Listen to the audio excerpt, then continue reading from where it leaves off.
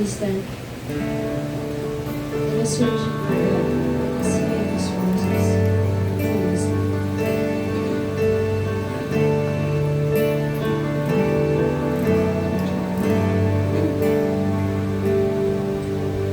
Kings and nations all shall come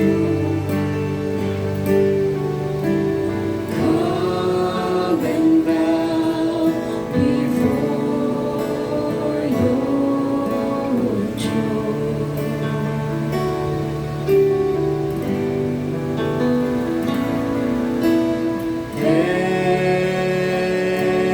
Every tribe and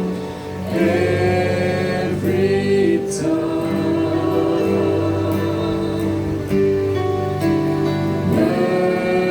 worshiping our God alone.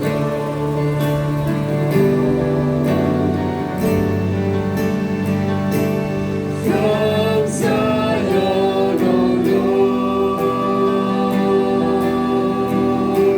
shall your name be told,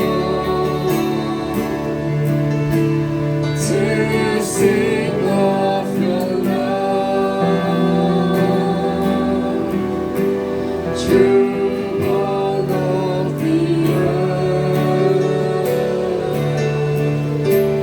Oh, precious Lamb, by your sacrifice, salvation comes, salvation comes. Kings and nations all shall come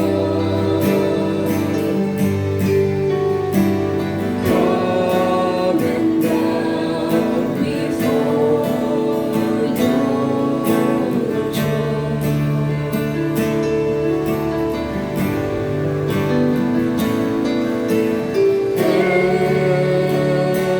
Every tribe and every tongue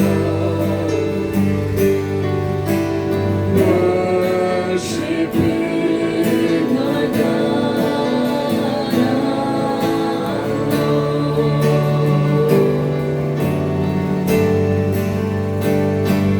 From Zion, O Lord, shall your name be told, to sing of your love, to all of the earth. Oh, precious Lamb, by your sacrifice,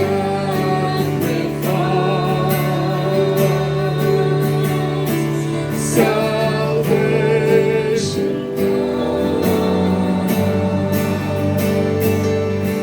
salvation comes. From Zion, O Lord, shall your name be told, to sing of your love, to all of the earth. Oh, precious Lamb, by your sacrifice,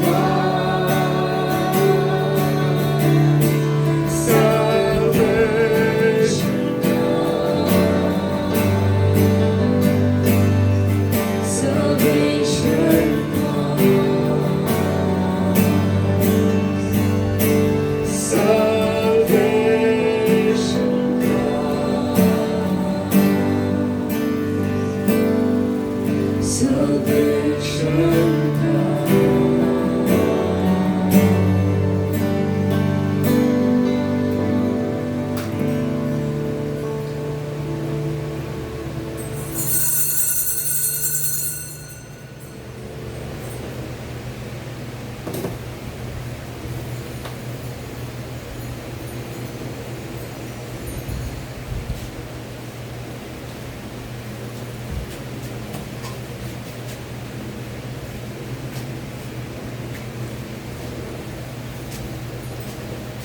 Bless the Lord, don't forget the Lord. His mercy endures forever. Amen.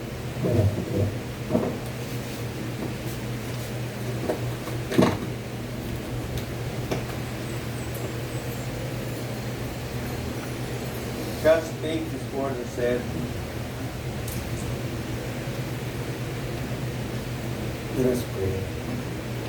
Almighty God, to you all hearts rooted, all desires known, and whatever secrets are hid, cleanse the thoughts of our hearts by the inspiration of the Holy Spirit, that we may perfectly love you and worthily magnify you, who remain through Christ our Lord. Amen. God spake his word and said, I am the Lord your God who brought you out of the land of Egypt, out of the house of bondage. You shall have no other gods but me. Lord, have mercy upon us and incline our hearts to keep this law. You shall not make for yourself any graven image, nor the likeness of anything that is in heaven above, or in the earth beneath, or in the water under the earth. You shall not bow down to them, nor worship them. Lord, have mercy upon us and incline our hearts to keep this law. You shall not take the name of the Lord God in vain. Lord, have mercy upon us and incline our hearts to keep this law. Remember that you keep holy the Sabbath day. Lord, have mercy upon us and incline our hearts to keep this law. Honor your father and your mother. Lord, have mercy upon us and incline our hearts to keep this law. You shall know no murder. Lord, have mercy upon us and incline our hearts to keep this law. You shall not commit adultery. Lord, have mercy upon us and incline our hearts to keep this law. You shall not steal. Lord, have mercy upon us and incline our hearts to keep this law. You shall not bear false witness against your neighbor.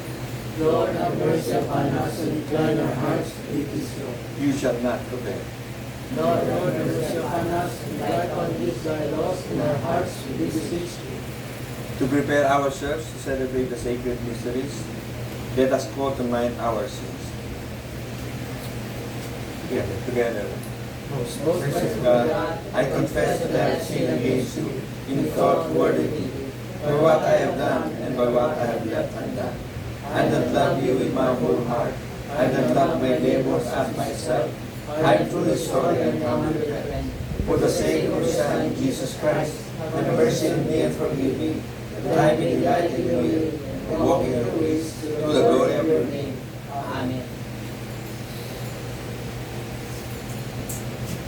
The Almighty and merciful Lord grant you absolution and remission for all your sins, through repentance, amendment of life, and the grace and consolation of His Holy Spirit.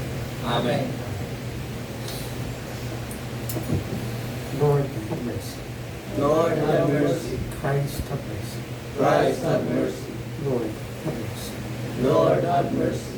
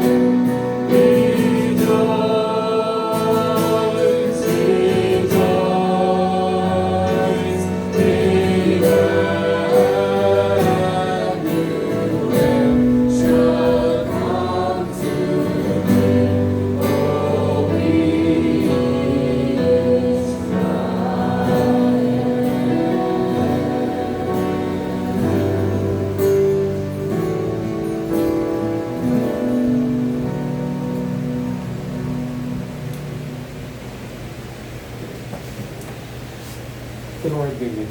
And with your spirit. Let us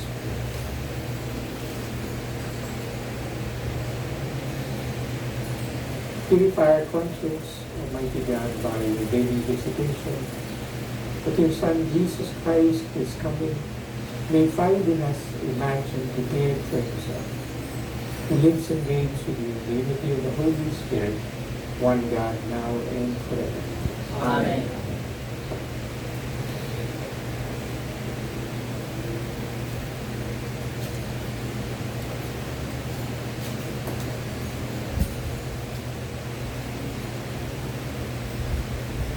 You may be seated.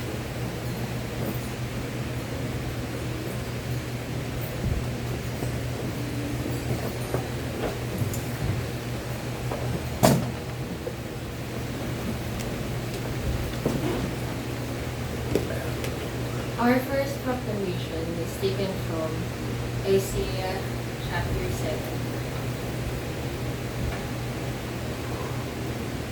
The Lord sent another message to Ahaz. Ask the Lord your God to give you a sign. It can be from deep in the world of the dead or from high up in the heaven. Ahaz answered, I will not ask for a sign. I refuse to put the Lord to the test. To that Isaiah replied, Listen now, descendants of King David. It's bad enough for you to wear out the patience of people. Do you have to wear out the God's patience too? Well then, the Lord himself will give you a sign. A young woman who is pregnant will have a son.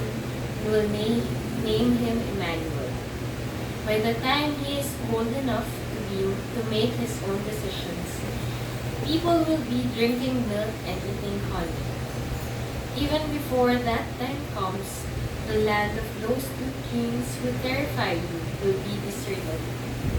The Lord is going to bring on you, on your people, and on the whole royal family, days of trouble, worse than any that have come since the kingdom of Israel. Separated from Judah, he is going to bring the king of Assyria. Here ends the proclamation, the word of the Lord. Thanks be to God. Please pause for a few moments of silence and meditate on what you heard.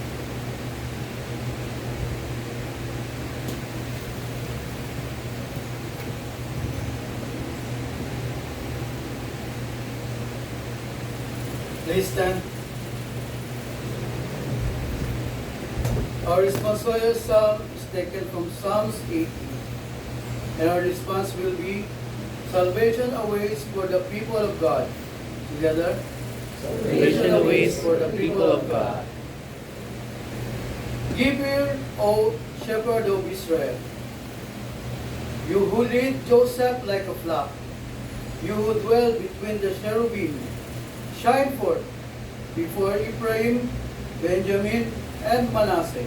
Stir up your strength and come and save us. Salvation awaits for the people of God. Restore us, O God, cause your face to shine, and we shall be saved. O Lord God of hosts, how long will you be angry against the prayer of your people? Salvation awaits for the people of God. You have fed them with the bread of tears, and given them tears to drink in great measure. You have made us strive to our neighbors, and our enemies laugh among themselves. Salvation awaits for the people of God. Restore us, O God of hosts. Cause your face to shine, and we shall be saved. You have brought a vine out of Egypt. You have cast out the nations and planted it. Salvation awaits for the people of God. You prepared room for it, and caused it to take deep root, and it filled the land. Salvation awaits for the people of God. Glory be to the Father, and to the Son, and to the Holy Ghost, As as it was in the beginning, is now and ever shall be, world without end. Amen.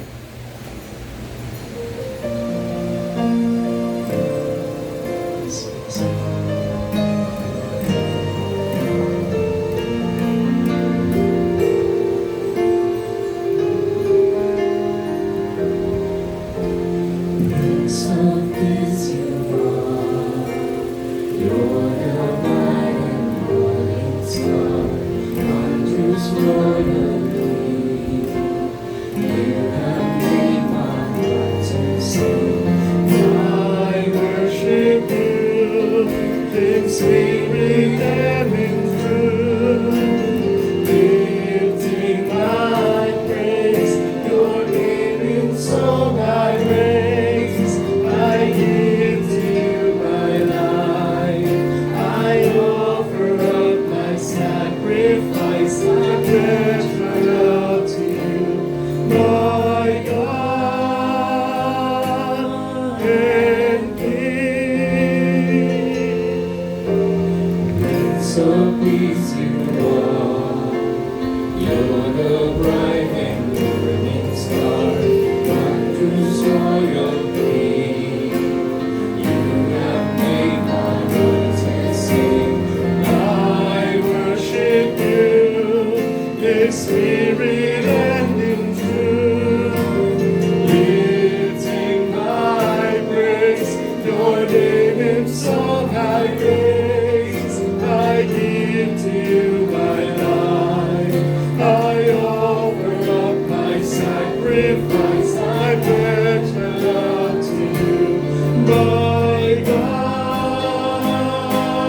and King. I worship you in spirit and in lifting my praise, your name and song I raise. I give to you my life, I offer up my sacrifice, I pledge my love to you, my God and King, my God and King, my God and King.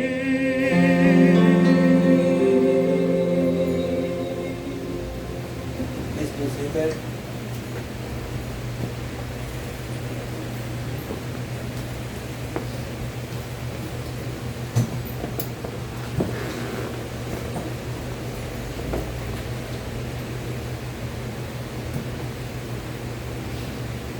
Our second proclamation is taken from the letter of Paul to the Romans, chapter 4.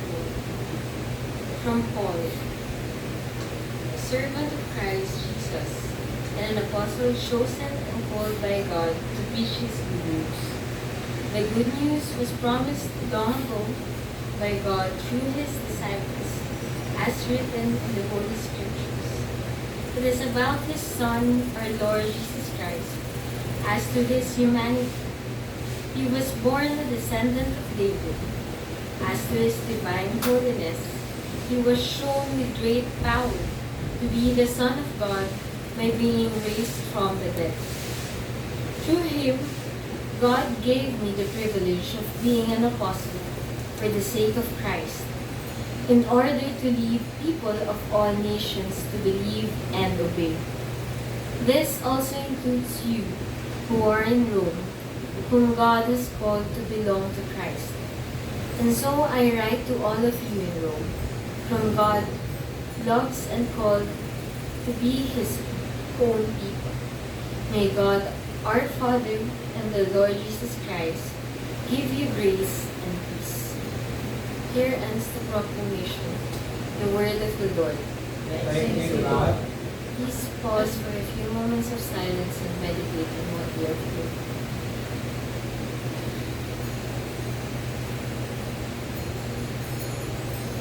Please stand. Behold, the virgin will conceive and give birth to a son, and they shall call him Emmanuel, God with us.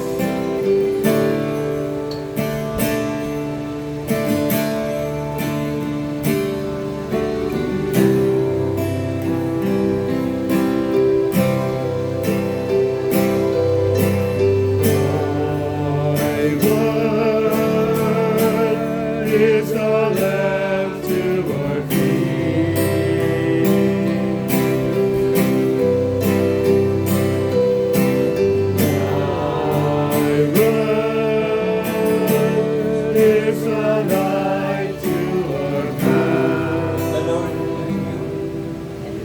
your Spirit. Spirit. May the Lord be on our minds, on our lips, and on our hearts, as we hear His holy gospel. The Holy Gospel of our Lord Jesus Christ, according to St. Matthew, the first chapter. Glory to you, Lord Christ.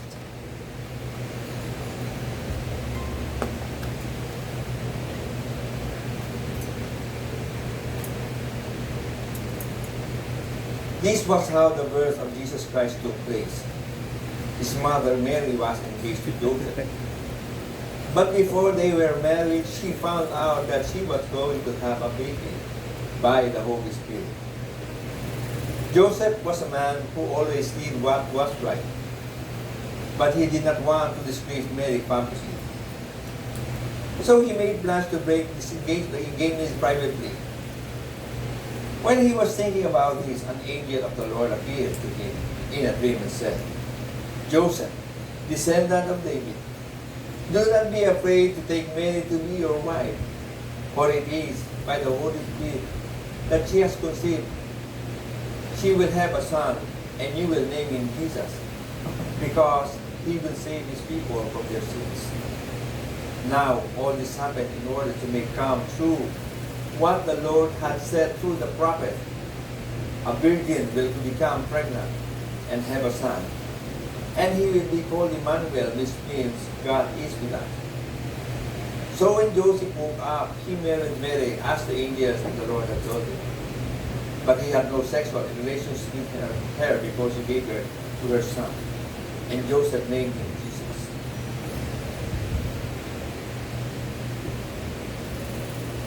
The Gospel of the Lord. Praise to you, Lord Christ.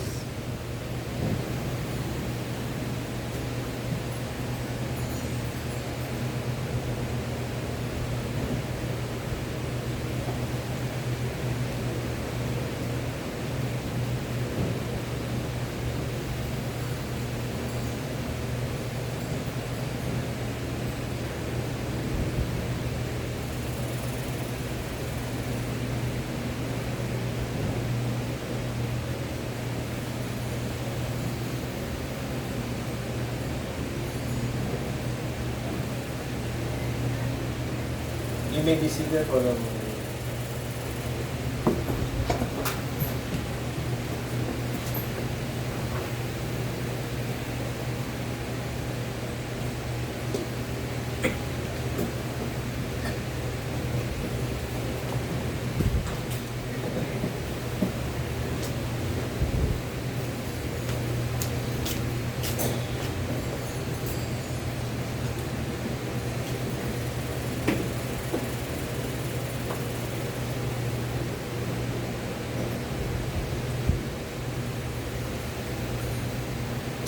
So, kumbaga ng umaga sa inyo lahat. Malapit na naman ang Pasko. So anyway, so pagka ganitong panahon, hindi sa atin yung mga sabihin natin feeling ng reunion, party, okay. So natural lang yan. Dahil sa kaabalahan ng ating lifestyle, mahirap umanap ng pagkakataon natin sa pare-pareho ng available na lang. Pero palala ko lang sa inyo na huwag lang natin kalilimutan na sa panahon ito na pinagdiriwang natin ang karawan ng Panginoon, ay pag-iwang natin ang karawan ng Panginoon. Okay? At huwag natin kalimutan na kung paano pwede natin ipag-iwang ang kanyang karawan sa piling ng ating pamilya, mga kaibigan. Huwag natin kalilimutan ay pag-iwang ang kanyang karawan sa piling ng sambahayan ng Panginoon. Okay? So, bagamat in-expect ko na may mga sabihin natin wala dahil sa pag-schedule. So, maintindihan natin yan. So, dahil marami naman tayo mga misa sa panahon ito, kaya ngayon, sa 24, 25, at sa mga susunod pa may pagkakataon. So, huwag natin kakalimutan ay pag-iwang sa loob ng simbahan ng karawan ng Panginoon. Hindi po ba? So, sa pagkakataon po ito, ay kung minsan pagbasahin, yung pong pagbasa natin sa banal na Ebanghelyo. Sa Mateo, Kabanata 1, mula talatang 18 hanggang talatang 25. So, basahin ko minsan pa. Basahin po dito, this is how the birth of Jesus came about. His mother Mary was pledged to be married to Joseph, but before they came together, she was found to be with child through the Holy Spirit. Because Joseph, her husband, was a righteous man and did not want to expose her to public disgrace, he had in mind to divorce her quietly. But after he had considered this, an angel of the Lord appeared to him in a dream and said, Joseph, son of David, do not be afraid to take Mary home as your wife, because what is conceived in her womb, or in her, is from the Holy Spirit. She will give birth to a son, and you are to give him the name Jesus, because he will save his people from their sin, or from their sins. All this took place to fulfill what the Lord had said to the prophet. The virgin will be with a child and will give birth to a son. They will call him Emmanuel, which means God with us. So Joseph woke up and did what the angel of the Lord had commanded him, and took Mary home his wife, or as his wife. But he had no union with her until she gave birth to a son, and gave him the name Jesus. Jesus.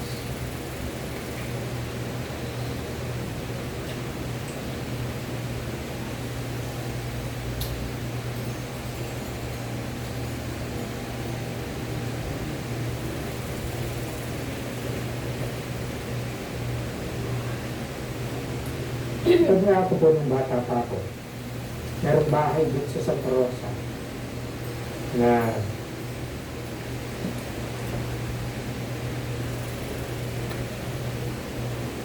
so at least yung bata pa ako, I recall it as a good looking house. Okay, pero ngayon dadaanan ko siya, parang abandoned na yata siya. So hindi siya necessarily, ano ko kung Spanish house siya, kasi mas mababa siya sa ordinary na Spanish house. Walang failure sa natin. Pero kung alam niyo yan, sa Santa Rosa, sa bayan, bago mag-Jollibee, sa Valle Street, meron doon palasyo. Hindi nyo na napapansin siguro kasi matatas na yung mga halaman. Pero meron doon 4-story na bahay. Okay? So actually, hindi yung tinutukoy ko yung tapat niya. Mababa siya. Naging opisina yun ng 1990s, 2000. Pero tatanda ako nung bata pa ako, every Christmas, dun sa kaprasong garden na meron siya, naglalagay sila ng belen. Okay, so kaya pag dumadaan ako doon, lalo pagkagabi, pagka-araw, na-appreciate mo rin siya, pero pagkagabi, mas na-appreciate mo kasi may Christmas lights. Diba, doon sa belen. At mga ako, gusto kong pinagmamasdan. Nakikita mo yung eksena na kung paano pinanganak ang Panginoon. So naglalagay sila ng parang hat, ang idayami, and then nandun yung figure ni Joseph, ni Mary, baby Jesus. And then nandun yung mga shepherd, and then nandun yung 3 kings, of course. Okay. Now, tatandaan ko nung bata pa ako, dahil gusto ko yung eksena ng dilim, nagawa rin ako ng cut-out. Actually, cut-out lang. So, hindi ko kaya i-afford yung mga figurines. So, gawa ako ng cut-out para meron kaming bilhin din sa bahay. So, of course, again, nandun si Joseph, si Mary, si Jesus, and then nandun yung shepherds, and then nandun yung kids. After a while, medyo umiinog yung imagination ko. Diba? Para mas masaya, isama ko kaya yung ibang characters ng Christmas. Si Rudolph, si Santa Claus, si Frosty the Snowman. Sino pa? So, anyway. Pero nung I begin reading the scriptures, mas naging concerned ako ngayon. And of course, hindi naman masama, diba, na isipin mo lalo kung bata ka pa, diba? Para masaya yung major scene, sama mo din yung mga favorite Christmas characters mo. So, hindi naman siya kasalanan. Pero alam mo, when I began really reading the scriptures, mas naging concern ako dun sa accuracy historically. Okay? And the reason for that is para ma-preserve yung context ng message ng Christmas. One of the few things I realized reading the scriptures is that wala pala din si Frosty the Snowman. Wala din si Santa Claus, wala din si Rudolph, at wala din doon yung Three Kings. Okay? Well, wala naman nagsasama talaga ng Frosty, Santa Claus at ano sa linggo. Pero yung na-realize mo na wala pala din yung Three Kings, parang nabawasan niya tayo yung sabihin natin. Anyway, parang may kulang. But to be truthful to the historical event, wala din yung Three Kings. Okay? And na bakit ko nabanggit yan? Well, actually, yung part na yan, nireserve ako sana para sa message sa 24-25. Pero, nilagay ko na dito. Ang point ko is this.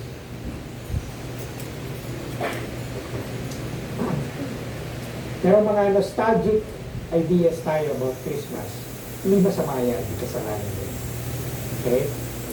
Sa Christmas, naalala ko parati yung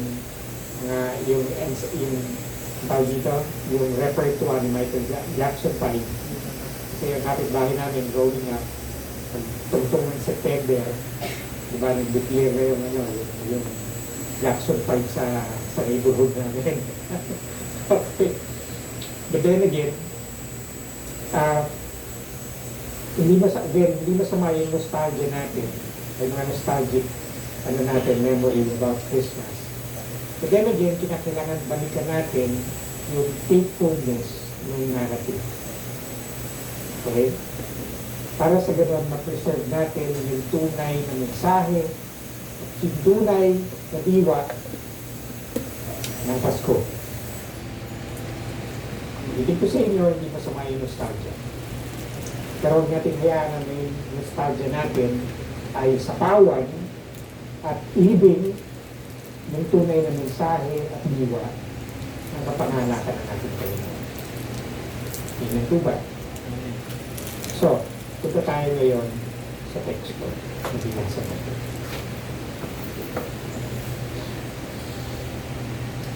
Sabi, ito yung pagkakataon na kung saan ipinagbubuntis pa lamang ng Panginoon. Specifically, nung mabalitaan o na makarating kay Jose yung balita, na yung kanyang kasintahang babae ay buntis.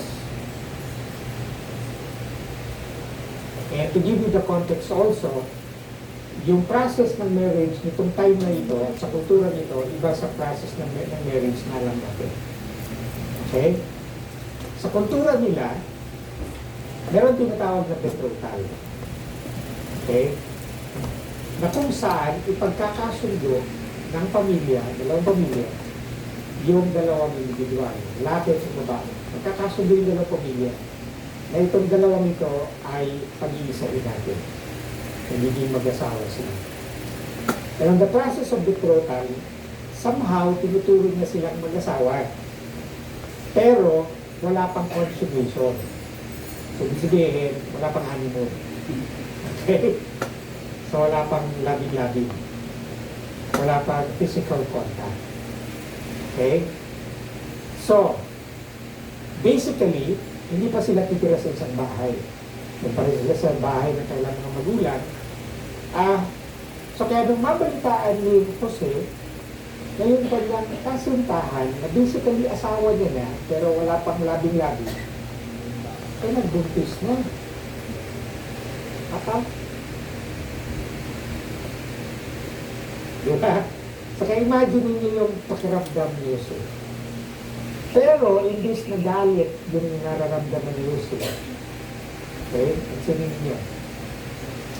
Ang sabi, nung malaman niya ito, ay nagplano siya na hiwalayan, i-divorce, kailangan niya ng divorce kahit dito ang pala niya. Pagdating sila. Okay? Hindi pa man kinakasama, wala pang wedding ceremony, pero dahil nagkasundo na, they're as good as a couple, para ma-break na yung tawag natin engagement, pero hindi, it's more than engagement, obviously. Okay? At kailangan namin divorce.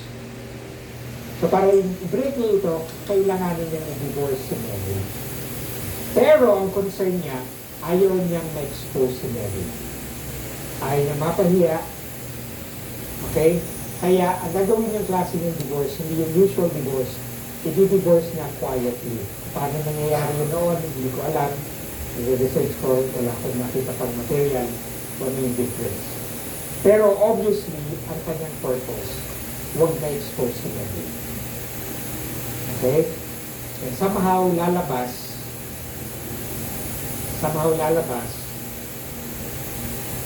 na may posibilidad na yung ipapanganak ni Mary sa kanya. So kaya basically, yung blame, posible na sa kanya, hindi sa Mary. Okay? So makita natin dito yung character ni Joseph. And of course, I'm not exalting Joseph. Hindi tayo para exalt si Lord.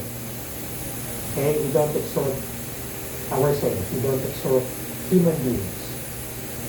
We glorify God and we exalt.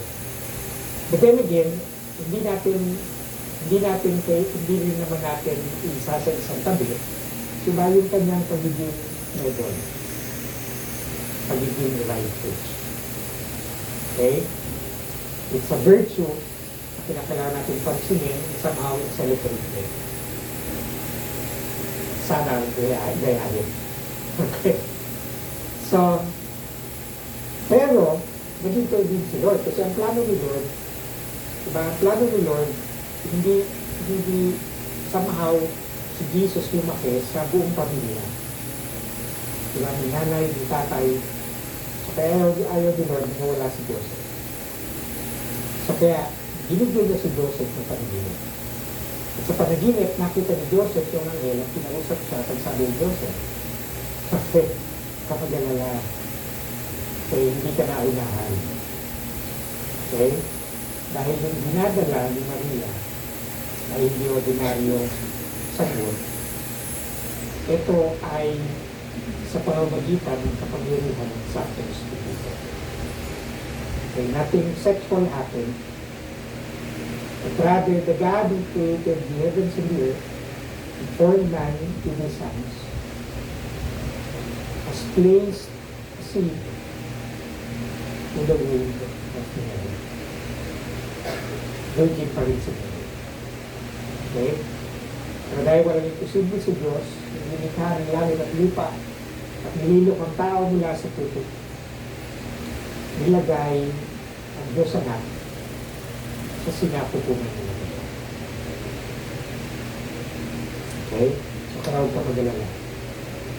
Maaaring sa mata ng tao na hindi makakaintindi na dumisa ng ang iyong dangal, pero nakakaintindihan tayo. Okay? Your honor and your virtue is in fact. In fact, mas pinatunayan mo pa nga na mas kahangahan. Okay? Naintindihan po natin in context. Pero something very interesting gusto kong i-point out sa inyo. Ang bili ng anghel, ang sabi niya, at ang sanggol na ito, pag pinanganak, pangalanan ng Jesus. Ano ibig sabihin ba na, by the way, ito, hindi nire-reserve ako naman ko sa piece of holy name, pero lagay ko na dito.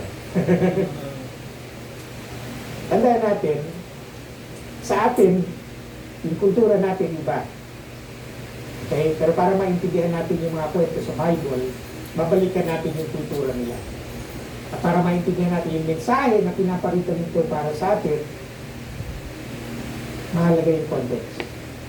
Ano ba yung kultura nila? Sa atin kasi, pagka mo sabihin natin, parang baby, diba? So ano pa pangalan natin sa baby? Pangalanan natin ng ng rider. Pangalanan natin ng magandang pangalan. Yung maganda sa tunog, magandang pakinggan. Pag-invento tayo, ayaw na natin Asuncion, Florentino, diba? Yung magandang pakinggan. Diba? Yung tunog, anime. Sa ganyan tayo magpangalan ngayon, basta yung magandang pakinggan. But there was a time, mas older sa atin, they're concerned about meaning. Okay, meaning. Ano ba yung sabihin ng pangalan ito? Okay? Pero ito, mas older pa, hindi lang meaning. Of course, may meaning yung mga pangalan nun. Pero yung mga pangalan nun, ay kapareho sa grammar, di ba? May tinatawag tayo noun, pronoun. Ano ba yung pronoun? You, me, us, they. Diba? Tumutukoy sa tao, pero not specific or not very elementary. Tapos merong noun. Ito mas specific na ito. Pero may tinatawag pang proper noun. Ano yung proper noun? Yan ay yung mga pangalan. Kaya si Oliver, Nante, diba? Sturgeon, Sterling. So yun yung proper noun. Pangalan. Sabihin ko sa inyo, itong time na ito, yung proper noun at yung noun, pareho lang. Okay? Dahil pinapagalandan nila ang tao ayon sa katangian. Either katangian o pinapaniwalaan destiny. Itong tao. Okay? Either yung katangian niya. Kaya si Leah, okay, huwag naman tatanggalin sa choice ni Leah, no? Yun ang pangalan pa rin ni Leah. Pero alam niyo ba sa Bible, kung ano yung pangalan Leah? Si Leah na unang asawa ni Jacob ay pinangalanan ng Leah. Alam niyo kung bakit? Alam niyo yung pangalan Leah? Lazy eyes. Ano sa kaya lazy eyes? Banlan. Tama ba? Banlan. Okay. Ito yung sabi ng Leah. Kaya bang Leah sa dito? Wala naman. Okay. So anyway, ibig sabihin ng pangalan niya, lazy eyes, Banlan. Okay? And by the way, pangalan Jacob. Ba't pinangalanan Jacob si Jacob? Kasi nung pinanganak si Jacob, nauna yung kuya niya, kapal sila. Nauna yung kuya niya, na lumabas. Pero hindi pa man nakakalabas ng buo yung kuya niyang si Esau, may kamay na nakakapit dun sa paa ni Esau. Kamay ni Jacob. Sa kaya dun pa lang napagtantunan nila na si Jacob, tuso. Kaya ibig sabihin ng Jacob ay tuso, o minsan, ibig sabihin din ng time nila, manluloko. Okay. Pag-isip sa natin Jacob, ano? Pogi ni Jacob sa Twilight. Pogi nga ba? Anyway, hindi rin. Pogi naman sa akin. Anyway, so, hindi para ibalay natin yung pangalan, pero maintindihan natin. In the biblical times, they name people according to their characteristic or their destiny. So dapat tingnan mo yung original word for the word name sa Hebrew is Shem. Shem, kagaya ng pangalan ng nanay na anak ni Noah. And sa Greek ay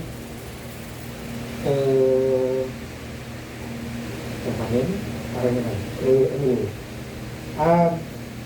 And both means character. Appellation or character. Katangian. Characteristic. So when Jesus was given a name, he was given the name Yeshua. Sa English, paiba-iba sa English yan. Depende sa type ng translator. Okay? Sa Old Testament, we find the name Joshua, which is English, also for Yeshua. In the Old Testament also, we find the names Josiah, which is also originally, the original text is Yahshua. And of course, in the New Testament, we find the name Jesus, Jesus of Nazareth, Jesus of Galilee, Jesus of course, meron din Jesus Barabbas.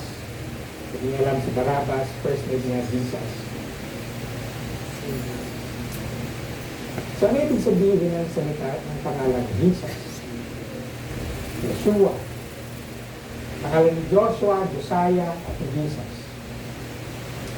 The meaning of Yeshua, pansin meron din yung dalawang part, Yah and Shua. Of course, siguro naulanan ng the same, no, Yah means pertaining to Yahweh, God. The name Yeshua means God saves. The Lord saves. Okay? Of course, hindi lahat ng nagkaroon ng pangalan Joshua, Josiah, Jesus, and nagsasave. Kaya at least yun yung inisip nila ng time ngayon. Kaya nga si Barabbas din yung pangalan niya, Jesus. Okay? Tanda natin, Jesus means the Lord saves.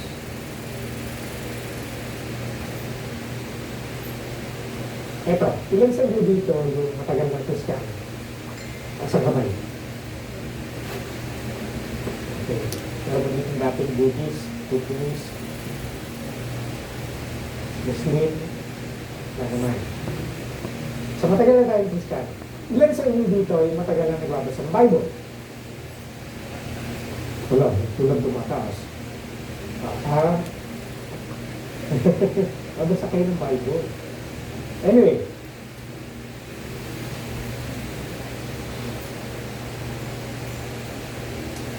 nadidinig na ako tinanong yan kung gano'n katagal na kayong Kristiyano, probably, lagi din na nabibinig yung salita ng salvation, salvation, salvation, salvation. In fact, siguro, kung na-born again kayo once, nabibinig yung salita pagdating yung si Jesus para kayo naligtas. Okay? Ilan sa inyo dito ay naitanong nyo na? Okay. So, pagdating yung si Jesus para kayo naligtas, teka muna. Saan na ba ako niligtas? Saan ba tayo niligtas ng Diyos? Niligtas na ba tayo sa responsibilidad? Niligtas na ba tayo sa utang? Niligtas na ba tayo sa... Saan ba tayo niligtas ng Diyos? Niligtas na ba tayo sa impyerno? Niligtas na ba tayo sa responsibilidad? Sabi ko nga tayo. Saan tayo niligtas ng Diyos? There was a time, naitanong ko rin yan, so kaya nalugod ko Bible. At alam nyo, iisa lang yung verse sa Bible. Sabi specifically kung saan tayo niligtas ng Diyos. Alam mo kung saan yun? Binasa natin yun. Sa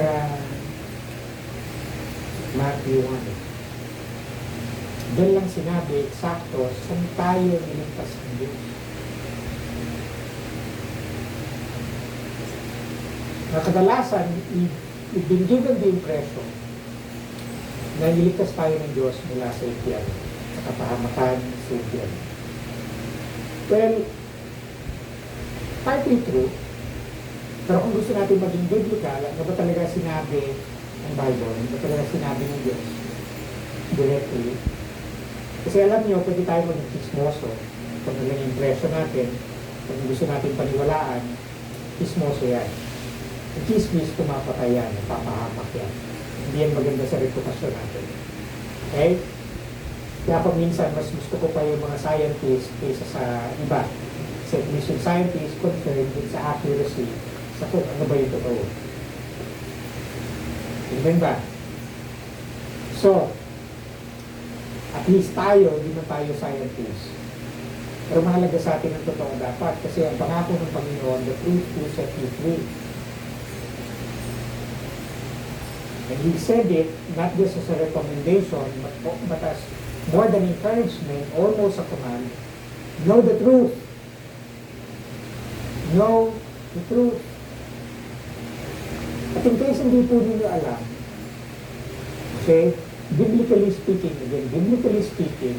yung salitang repentance, yung salitang pagsisisi, nasa Tagalog, pagsisisi, ang essence sa Bible, o yung biblical idea niya talaga, malayo dun sa idea natin ngayon ng pagsisisi. Kasi na magsisi ka, nagsisisi na ako, di ba, di ko na ulitin. Kasi yung English word, repentance. And yung idea natin ngayon ng repentance at pagsisisi has more to do with sin, error, mistake. Okay? Mistake caused by our ignorance. Take note of that. Mistake caused by our ignorance or deliberate deviation from what should be. Kahit ko sabihin ko sa inyo, ang idea ng Bible tungkol sa repentance or pagsisisi is not about sin. Well, a little about sin. Consequence lang yung sin. But the idea of the Bible about repentance and pagsisisi is more about truth. Truth, not sin, truth. Dito ko sa inyo, ano uli yung biblical, yung Greek word sa repentance? Sinakatalo. Greek word for repentance. Metanoia.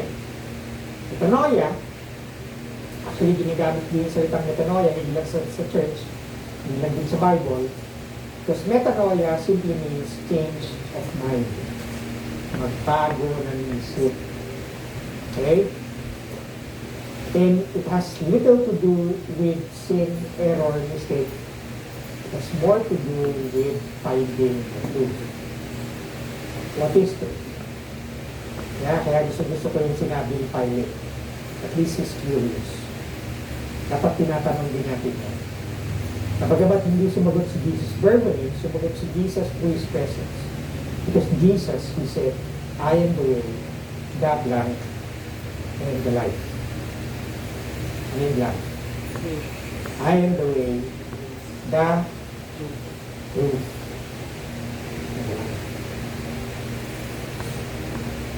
What is truth? What is truth? Repentance has more to do with truth, finding the truth. Dahil minsan, alam niyo, may sakit tayo mga tao na pinipilit natin yung sarili nating opinion, sarili nating bias, sarili nating preconception, at yung kinalakihan natin paniniwala. And more of the time, alam mo kung yung nagpuprotekta ng mga maling paniniwala niyon, yung ego natin. Dahil ilagay natin yung identity natin sa mga paniniwala natin, yung nagkakabantay-bantayan natin, sarado, dekandado, yung mga paniniwala ngayon, kasi nasasaktan tayo kapag tinatanggal yung maling paniniwala at pinapalitan ng sariwang tubig ng katotohanan. Mahirap mabuti natin the sense na diba, totoo, natatanggal ang kasalanan natin sa laban sa Diyos. Pero mahirap mag-repent in the sense na hindi magaling magbago ng isip. When faced with truth, we must learn to surrender our ego, our biases. Ito kinalakihan natin paniniwala. Hindi ng struggle ng mga tao ng panahon ng Jesus, specifically the Pharisees. Hindi nahihirapan yung mga sinners. Okay? Repentance.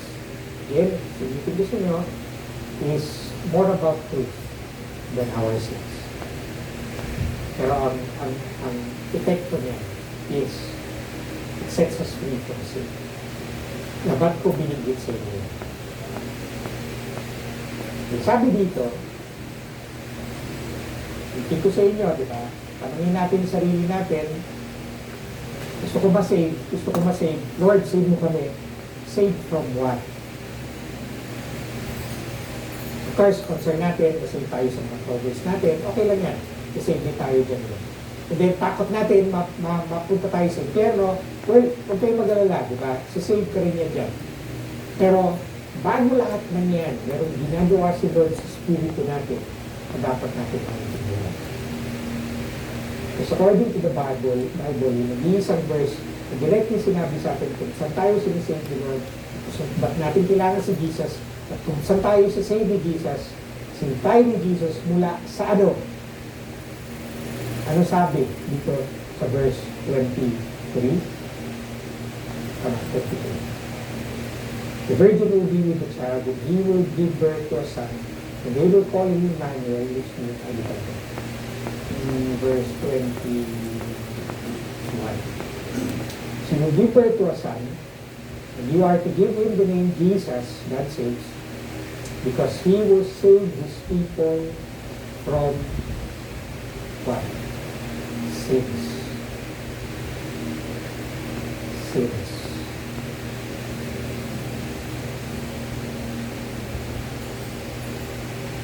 Nabawasan ba yung enthusiasm natin? May gusto ko, i-save niya ako sa ganito, i-save niya ako sa impyerno, save niya lang ako sa sin. Well, isipin mo, di ba? Ba't ka ba pupunta sa impyerno? Ito sa person. Okay? Kailangan kong sinusubaybayan niya yung mga teachings natin dito about hell. Anyway, it is special. Save us from sin. Save us from sin. Anyway, tinitignan ko yung rayon. Dalawa yung option ko, either tuloy ko to, found ko sa inyo, how Jesus saves us from sin, at ano yung mga consequences ng sin na yan. Pero somehow yung mga idea na naman kaya. So I will leave it at this. Contemplate ninyo. Let it sink in. Hanggang ma-appreciate natin. Hanggang mapatawa tayo at umalakhat. Dahil at maintindihan natin, di ba, yung kagandahan loob ng Diyos. Nililigtas na tayo sa ating mga kasalanan. At i-desire natin, di ba, araw-araw, Lord, iligtas mo po ako sa lahat ng aking mga kasalanan. At makita natin kung gaano kaganda at kung gaano nagpapalayo na ang Diyos tuloy na nililigtas tayo sa ating mga kasalanan. And I will tell you that is the best news ever. The best news ever. At kung maging klase tayo ng mga tao na mas kung maging klase tayo ng mga tao mas pinapahalagahan natin yung part natin ng responsibility kaysa dun sa consequence sa atin. Alam mo yun, di ba, maraming mga tao mas concerned, mas naapektuhan ng consequence kaysa dun sa dapat responsable sila. Kung matandaan ko ako example na, pero nangyayari ito palagi. Yung bang sabihin natin, minagawa kang mali, tapos may nag-video, nilagay sa Facebook, tapos nagagalit ka, ba't yung nilagay sa Facebook? Ito pinakita sa lahat, nagagto ka sa maugali ito. Didimanda kita kung sino ka man. Diba? Diba, sinapak mo, ginulpin mo yung kapitbahay mo, merong nag-video pala ganyan sa Facebook. Tapos sinisisi mo, yung nag-video. Pero hindi mo kailanman sinisi yung sarili mo, ba't gano'n kasama yung ugali mo? Kung ibig sabihin ko, pangatuba natin, sakit na ng lipunan ngayon yan, di ba? Ang masama pa yung nag-video. Naalala ko, isa nga palang political figure. Nabidyohan na, hindi man raw yung video. Okay, sakit na ng lipunan ngayon yan, which is dangerous kapag nagpatuloy. Di ba? Ang biniblame natin yung journalist. na nag-expose nung nangyari. Ine-blame natin yung picture, ine-blame natin yung CCTV, ine-blame natin yung video. Hindi natin makita yung responsibility natin. Ayusin natin yung sarili natin. At makita natin, dumating tayo sa point na sabihin natin, Lord, save mo ko dito sa kasalanan ko. Yung pagiging irresponsible ko. Okay? Yung pagiging masama ko. Yung mga pagkukulang ko. Hindi ko sisi sa iba. Pagkos, I take responsibility and I seek your help. Amen? Now, let me conclude with this. Sensya na kayo, medyo rough din medyo mahaba kasi yung line of thought ko. Pero pinapaytuloy natin, mahilig. Tandaan niyo yung pangako ng Panginoon, again about Christmas, about the birth of Jesus. Unto us a child is born, a son is given, and the government shall be upon his shoulder.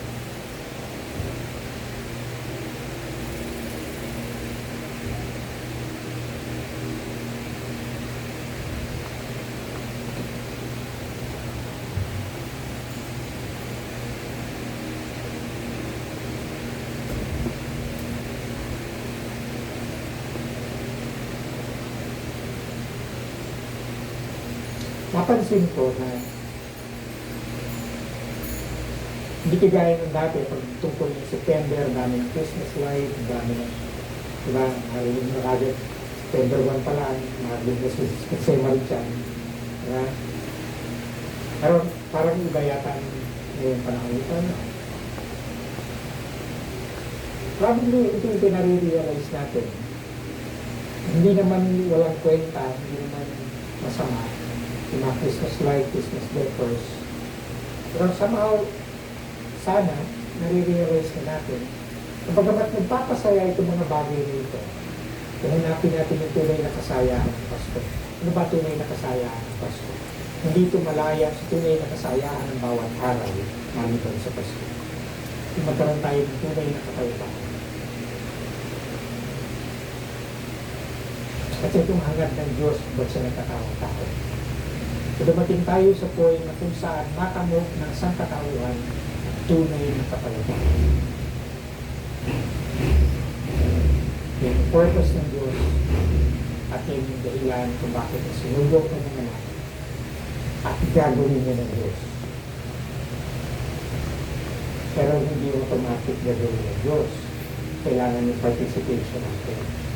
Kailangan maintindihan natin na bawat isa sa atin mayroong responsibilidad na magdala ng kapayapaan hindi lang sa sarili natin, kundi sa kapwa natin. Kadalasan yung mga kasalanan natin nag-aalis ng kapayapaan ng kapwa natin at sarili natin ng kapayapaan. Okay? At kung marirealize natin kung paano ng Diyos ginagawa niya, napalayain tayo sa ating mga kasalanan, oo, hindi bigla. Ganyan dinadala sa atin ng Diyos yung tunay na kapayapaan, yung tunay na kasiyahan, at yung tunay na regalo ng Diyos. Hindi lang sa Pasko, hindi lang araw-araw, kundi sa bawat araw ng buhay. Nais ng Panginoon na ibalik sa atin ang paraiso. Nais ng Diyos na maranasan natin ang langit dito pa man sa lupa. Yan ang dahilan kung bakit ibinigay niya sa atin. Sa kanyang pagmamahal, sa kanyang malasakit, hindi gusto ng Diyos kasi naman mapahamak, kasi naman mamuhay sa patuloy na kabalisahan at kawalan ng kapayapaan. Nais ng Diyos na dito pa man sa buhay natin na ito, mapatunan natin yung pinto. Yung buhay na kung saan meron tayong kalayaan. Kalayaan para sa bawat isa. Patuloy ng kapayapaan.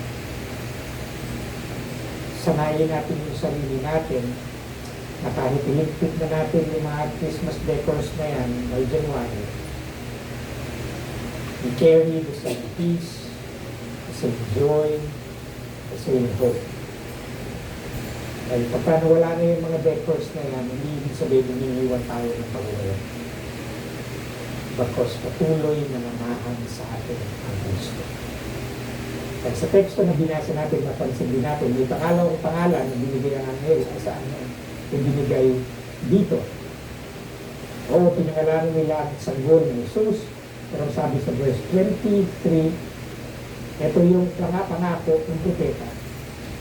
Ay pagkakaloob sa atin at isisilang ang isang anak, isang sanggol, at tatawagin siyang Emmanuel. Ang ibig sabihin, again, sa kahulugan nito sa Hebreo, ang Diyos ay kasama na natin. Ang Diyos ay kasama mo na. Hindi lang ngayong araw nito, kundi bawat araw. Huwag natin kalilimutan. Kasama mo ang Diyos. Tumutunan mo.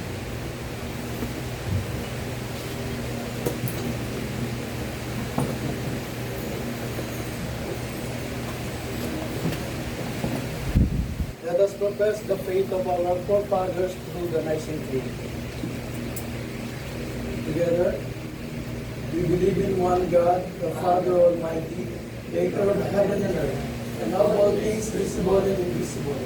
We believe in one Lord Jesus Christ, the only begotten Son of God, begotten of His Father before all worlds, God of God, light of light, very God of very God, begotten, not made, being one substance with the Father, by whom all things were made, who for us men and for our salvation came down from heaven, and was incarnate by the Holy Ghost of the Virgin Mary, and was made man, and was crucified also for us on the Pontius Pilate. He suffered and was buried. On the third day he rose again according to the Scriptures, and ascended into heaven, and is seated at the right hand of the Father, and he shall come again in glory to judge both the quick and the dead, whose kingdom shall have no end. We believe in the Holy Ghost, the Lord and the giver of life, who proceeded from the Father, who with the Father and the Son together is worshipped and glorified, who spake by the prophets. We believe one holy Catholic and Apostolic Church. We acknowledge no baptism for the remission of sins. We look for the resurrection of the dead and the life of the world to come. Amen. With all our heart and with all our mind, let us pray to the Lord, saying, Lord, have mercy. For the peace from above, for the loving kindness of God, and for the salvation of our souls, let us pray to the Lord. Lord, have mercy. For the peace of the world, for the welfare of the Holy Church of God, and for the unity of all peoples, let us pray to the Lord. Lord, have mercy. For our bishop, and for all the clergy and people, let us pray to the Lord. Lord, have mercy. For our president, for the leaders of the nations, and for all in authority, let us pray to the Lord. Lord, have mercy. For this city, for every city and community, and for those who live in them, let us pray to the Lord. Lord, have mercy. For seasonable weather, and for abundance of the fruits of the earth, let us pray to the Lord. Lord, have mercy. For the good earth which God has given us, and for the wisdom and will to conserve it, let us pray to the Lord. Lord, have mercy. For those who travel on land, on water, or on the air, let us pray to the Lord. Lord, have mercy. For the aged and infirm, for the widowed and orphans, and for the sick and the suffering, let us pray to the Lord. Lord, have mercy. Let us pray to those who are in need.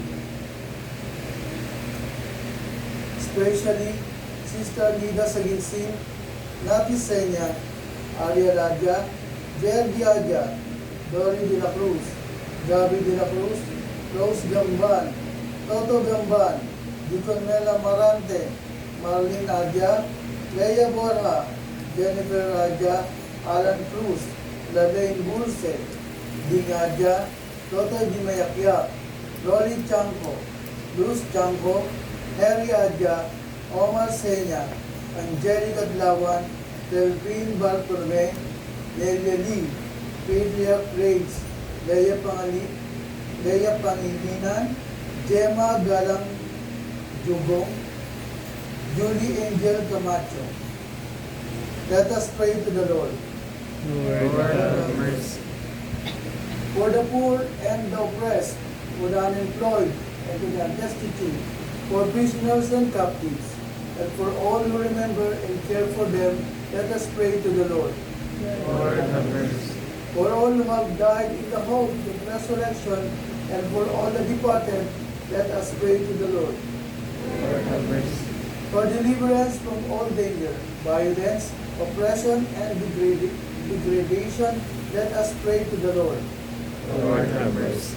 For the absolution and remission of our sins and offenses, let us pray to the Lord. Lord, have mercy. That we may end our lives in faith and hope, without suffering and without reproach, let us pray to the Lord. Lord, have mercy. Defend us, deliver us, and in thy compassion protect us, O Lord, by thy grace. Lord, have mercy. In the communion of Saint John the Beloved and all of the saints, let us commend ourselves and one another and all our lives to Christ our God. To thee, O Lord, our God. To your Father, Son, and Holy Spirit, from the womb to whom are all things, be glory now and forever. Amen. And now the peace of the Lord be always with you. And with your spirit. I'll share with one another the sign of Christ.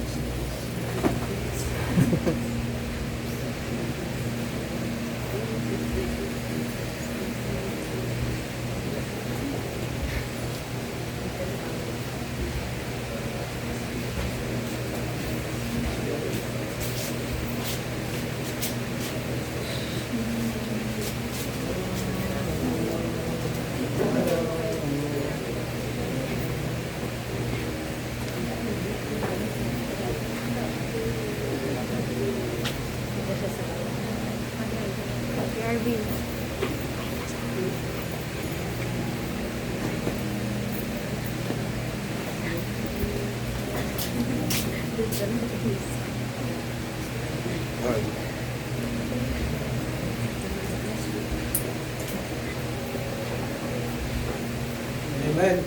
Sa umagang po ito, muli tayo padalahanan, mapaalalahanan na maging tapat po tayo sa ating pagbibigay, sa ating pagbibigay ng ating mga kaloob, sa ating mga ikapu at lalo tingin, sa ating mga pledges. Ito'y paalala lamang po at na hindi natin siya dapat nakakalimutan sapagkat po tayo nag-aim ng isang magandang building na itatayo po in the future sa lugar nito. Ang aking pong may exhortation ngayon sa umamin ay ginawa ko sa team ng linggong ito na Call to Life of Love. Call to Life of Love. Sabi, mga kapatid, tayo po ay tinawag sa Diyos, tinawag sa buhay ng pag-ibig. O mamuhay tayo sa diwa ng pag-ibig. Ang tunay na pag-ibig ay hindi lamang sinasabi, kundi isinasabuhay. Lalo na sa aspeto ng pagbibigay. Kapag tayo nagbibigay sa simbahan, binabahagi natin ang pag-ibig ng Diyos na unang nagbigay sa atin ng lahat. Tandaan po natin na hindi halaga ang tinitingnan ng Panginoon, kundi ang pusong handang maghandog. Sa ating masaya at bukal sa loob na pagbibigay, nagiging daluyan po tayo ng kanyang biyaya at pagmamahal sa iba. Dahil ang nagbibigay ng may pag-ibig ay sumasagot sa tawag ng Diyos sa isang buhay ng pag-ibig. Kaya naman, tayo na maghandog sa Panginoon.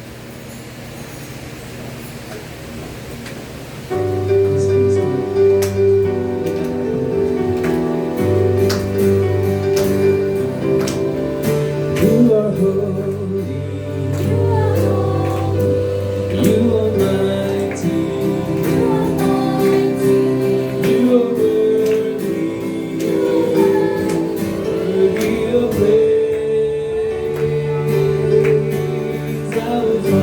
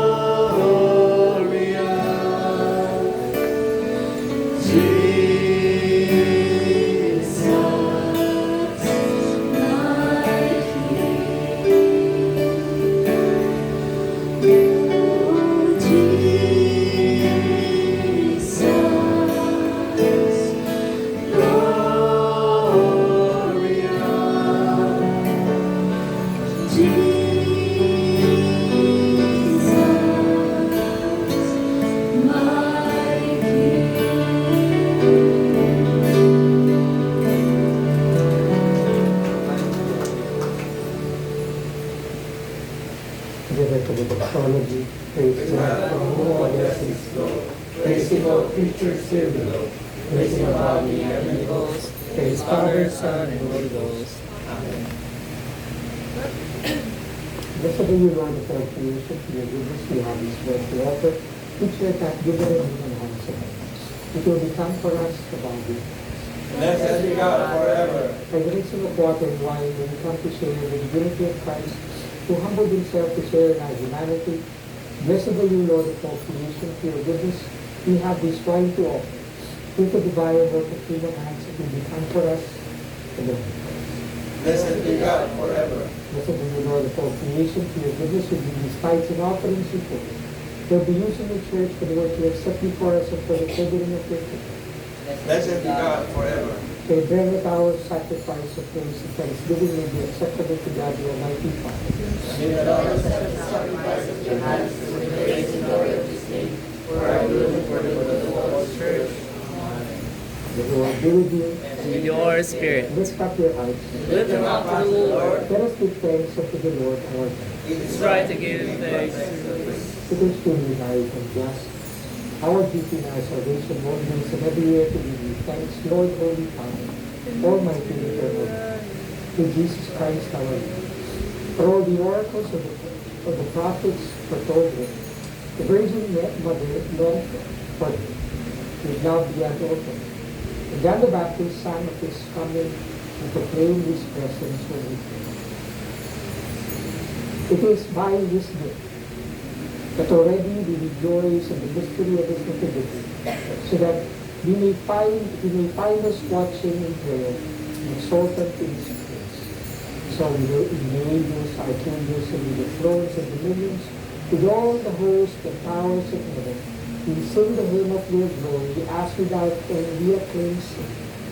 Holy, holy, holy, Lord God of power and might, Heaven and earth full of your glory. Hosanna in the highest. Blessed is he who comes in the name of the Lord. Hosanna in the highest. Lord, you are holy indeed, no fountain. The fountain of holiness, your holy gift.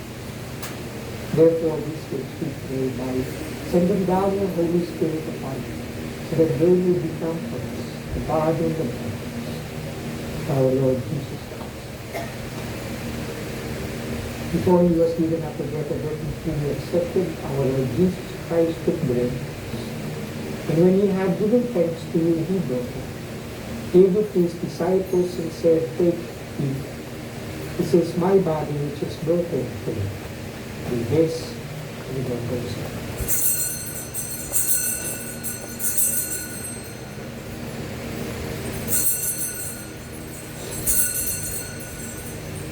When supper was over, he took the cup, again he gave you thanks and praise.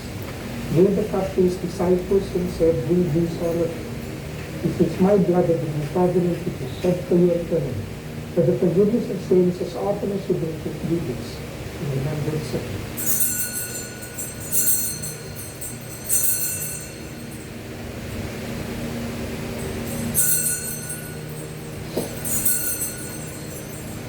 Let us now proclaim the mystery of faith. Christ has died, Christ is risen, Christ will come again. In memory of his death and resurrection, we offer you, Father, this life-giving bread and saving cup.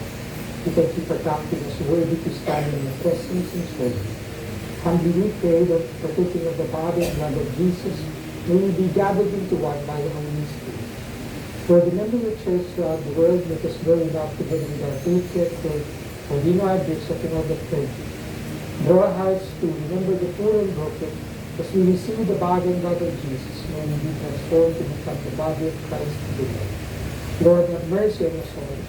Lord, you have made us worthy to share eternal life with the Blessed Virgin Mary, the Mother of our Lord and Savior Jesus Christ, Joseph, her husband, to the apostles, the martyrs, and all the saints, especially Saint John. May we praise you in union with them and give you glory to your Son, Jesus Christ. By him, and with him, to him. In the unity of the Holy Spirit, all honor and glory are yours, Almighty Father, forever and ever. Amen. Let us now pray for the coming of the kingdom of Jesus Christ. Our Father, who art in heaven, hallowed be your name. Your kingdom come, your will be done, on earth as it is in heaven. Give us this day our daily bread, and forgive us our trespasses, Pass me forgive those who trespass against us. And lead us not into temptation, but deliver us from evil. For yours is the kingdom and the power and the glory, forever and ever.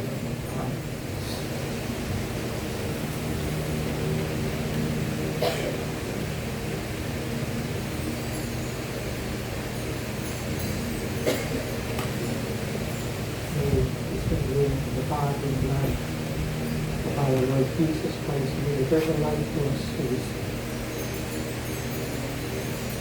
Behold, the Lamb of God, behold him who takes away the sin of the world. Blessed are those who are called to the sacrament. Lord, I am not worthy that you should enter under my roof, but only say the word, and my soul shall be healed. Lamb of God, you take away the sin of the world, have mercy on us. Lamb of God, you take away the sin of the world, have mercy on us. Lamb of God, you take away the sin of the world, grant us your peace. Thanks to God, the people of God, who bring the remembrance of Christ by faith.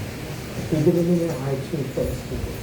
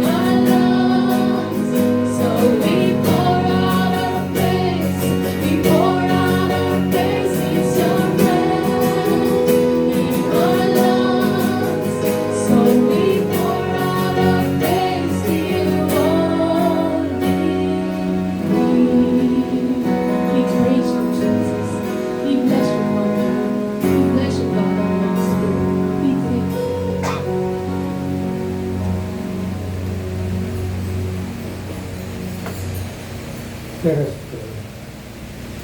Eternal God, Heavenly Father, you have graciously accepted us as fitting members of your Son, our Savior Jesus Christ.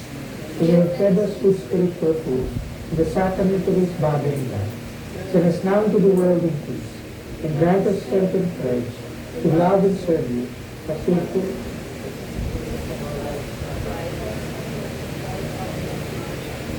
With gladness and singleness of heart, through Christ our Lord.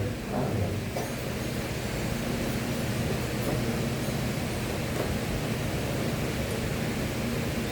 So now bow your heads and pray for God's blessing. The Lord be with you. Our help is in the name of the Lord. The maker of heaven and earth. Remember the poor. Be kindly affectionate to one another, and may the watchful care of the Father, the quiet confidence in the Son, and the abiding presence of the Holy Spirit be with you, and with those you love and care for, now and forever. Amen.